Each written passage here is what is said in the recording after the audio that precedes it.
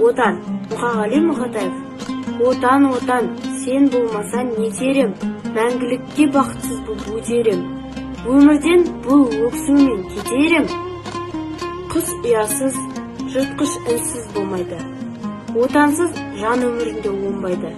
Өзін өзі қорлайды да сорлайды. Тірі адамға сол қайғы. Күн көреді әкесіз де анасыз. Өмір сүрер әйелсіз де баласыз. Ал отансыз, нағыз сорлы панасыз. Білесің бе, отанның сен не екен? Екі өмір жоқ, әрине, жоқ екі өлім. Екі отан жоқ, жалғыз отан мекенім.